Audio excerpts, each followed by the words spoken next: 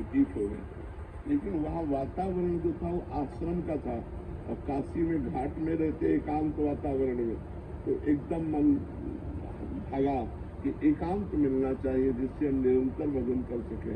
अब वहाँ एकांत हमारा कोई परिचय नहीं। तो मदन मोहन का टीला देखा है, इस टीले पे चढ़ करके एकांत में दोपहर के समय खूब रोए, भगवान से आर्त भाव से। 1 रुपया पास नहीं, एक व्यक्ति से परिचय नहीं, 1 इंच जगह नहीं, बिल्कुल अकिंचन से खूब रोए कि भगवान मुझे वृंदावन वास दे दो। कहीं भी अगर एक कोने में मैं पड़ा रहूं, वृंदावन से कभी बाहर न जाऊं तो मेरा जीवन सार्थक हो जाए। प्रभु अब मैं रास के बिना नहीं जी सकता, अब मैं वृंदावन के बिना नहीं जी सकता। ये जो भगवत कथा होती है, ये जो रास होता है, उस समय उड़िया बाबा में रास हुआ करता था। अब तो सब परिवर्तन हो गया। ये स्वामी रासाचार्य श्री राम स्वरूप जी का पांडाल, यहाँ रास होता है, पांडाल ही टूट गया।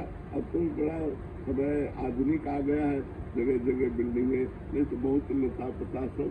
रोए बच्चा, जब खूब रोए, घंटों रोए, और रो करके सोचा कि अब चलो काशी चलते। सुना जैसा हमारा जीवन का जो ही उतरे, एक छोटी सी इतनी बड़ी लाली गौर वर्ण की, हमारा चला पकड़ा, दोपहर का समय था, और बस ऐसे घूमने लगी चारों तरफ, और बोले कि जाएगो बाबा जाएगो। तो हमारी तो कुछ समझ में नहीं आ रहा था, क्योंकि भाव में एकदम उतरे थे, अचला छीना ऐसे चल दिया। जब आगे चले तो हमारे दिमाग में आया, ये लाली क्या कह रही कि जाएगो बाबा। हम ऊपर सोच के आए कि काशी जाना है, ये क्या, ये लाली क्यों। लगा यहाँ श्री जी तो नहीं थी, क्योंकि वृंदावन लौट के आए, हमें लगा कि किसी वो स्वामी की कन्या होगी।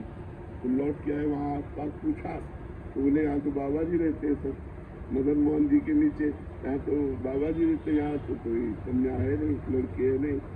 बस हमारे समझ में आ गया, हमारी लाडली जो हमारे छोर को पकड़ लिया। जिस आश्रम में बैठे थे उस आश्रम में गए तो पहले से एक संत खड़े थे।